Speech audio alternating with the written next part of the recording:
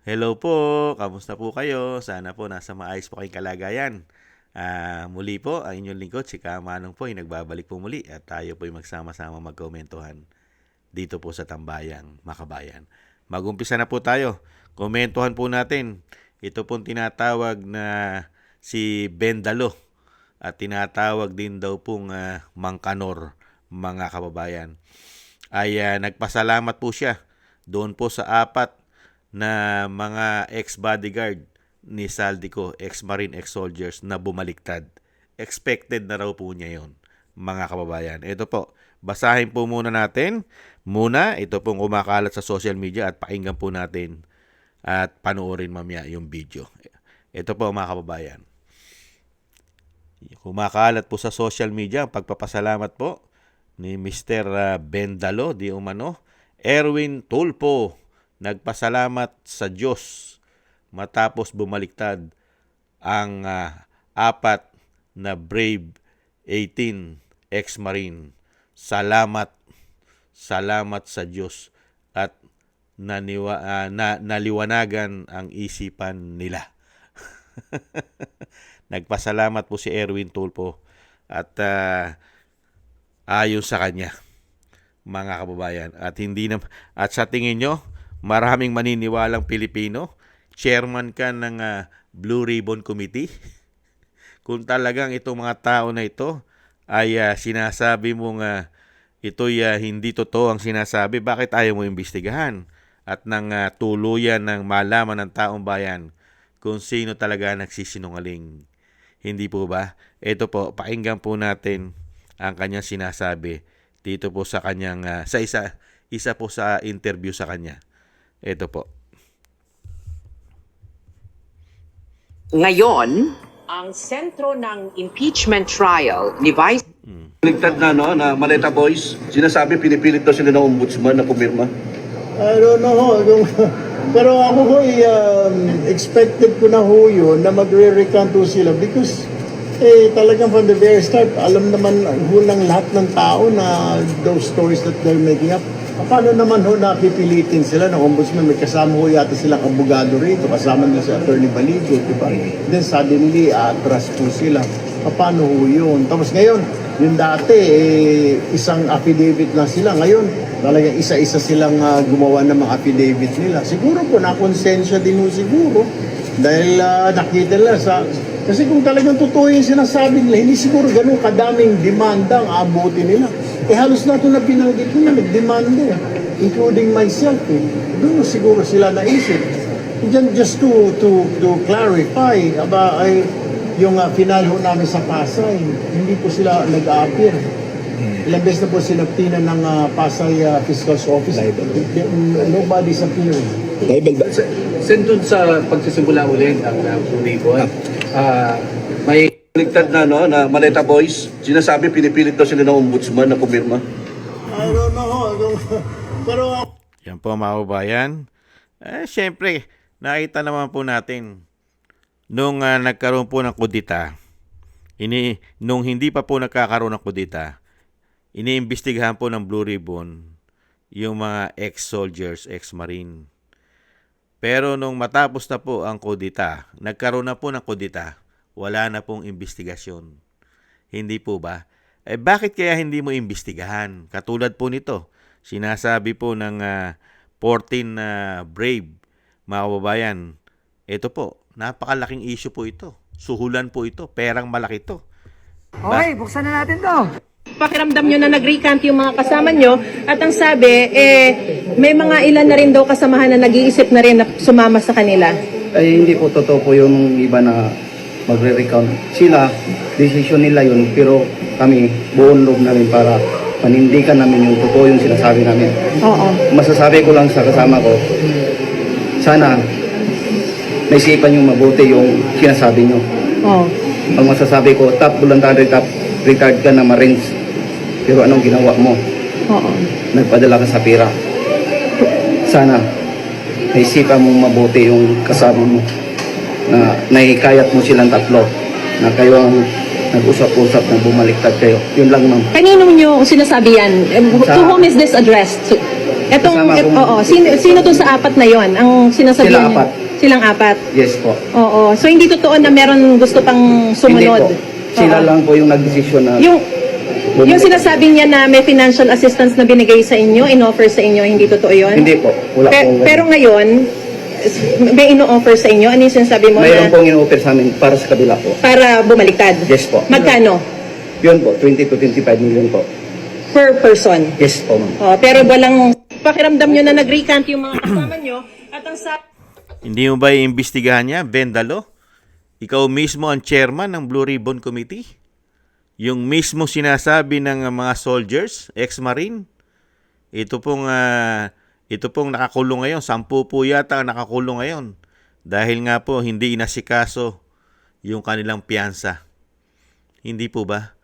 Maaga pa lang nahando na po sila sa korte para po ayusin ang kanilang piyansa. Pero inabot po sila hanggang hapon, hindi po yata inasikaso. Kaya tuluyan po silang nakulong. Kaya po sila itong weekends ay makukulong sila hanggang Lunes. Sa Lunes pa malalaman kung makapagpipiyansa sila. Hindi po ba? Hindi ba ito ang dapat imbestigahan, Tulpo? Yung suhulan? 20 to 25 million ang bawat isa. Kung babaliktad ka, may bumaliktad na 4. Hindi ba dapat imbestigahan ito ng Blue Ribbon Committee? Bakit nagkakasuhulan? Bakit? Bakit may offer? Bakit may offer na 20 to 25 million, bumaliktad ka lang? Baguhin mo lang. Pasinungalingan mo lang yung una mong statement, yung statement mo na sinasabi mo sa ombudsman. Bakit may offer? Bakit may mga messages sa kanila? Hindi po ba? Kasi pag ino-operan mo, pag nag-o-offer ka sa mga ex-marine, ex-soldiers, ibig sabihin, totoo sinasabi nila. Nag-o-offer kang bumaliktad eh. Di po ba? May pera, may money involved. Dapat ito imbestigahan, di ba? Bendalo. Bakit? Ayaw mong papuntahin, ayaw imbestigahan ng 18 Marines. Ngayon 14 na lang sila. Hindi po ba? Marami pa rin ang natitira na magpapatotoo sa issue ng maleta, delivery. At kasama ka rin yata sa na-deliveran. Ikaw pa naman ang chairman ng Blue Ribbon Committee. Nagyayayaw-yaw ka diyan? Sa media ka lang magaling? Pero sa investigasyon, yaw-yaw? Dahil ipauubaya mo na lang sa ombudsman? Di po ba? Katungkulan din. Katungkulan din ng Senado na ang pera ng taong bayan ay protektahan kung ito'y ninanakaw at dapat imbestigahan. Yan po ay matagal ng panahon ng nangyayari yan. Ginagawa po sa Senado yan, malawakang investigasyon kung ang pera ng taong bayan ay nananakaw na. Pero baliktad po ngayon. Sa binagong ang Pilipinas, mga kababayan, ang pera ng taong bayan ay napakarami ng ninanakaw issue. Pero ngayon, ayaw nilang mag-imbestiga. Ganon din po sa House of Representatives. Tinigilan na rin po nila investigasyon sa malawakang korupsyon ng flood control. Lalo po ngayon sa Senado, pinaubaya na lang daw po nila sa ombudsman ng investigasyon. Matindi, no?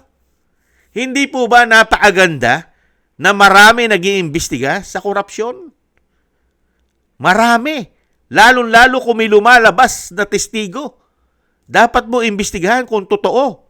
At ipakita mo sa taong bayan yung mga testigo katulad niyan na mga ex-marine, ex-soldiers, ex-bodyguard ni Saldico, na mismo si Saldico ang nagsasabit nagpapatotoo.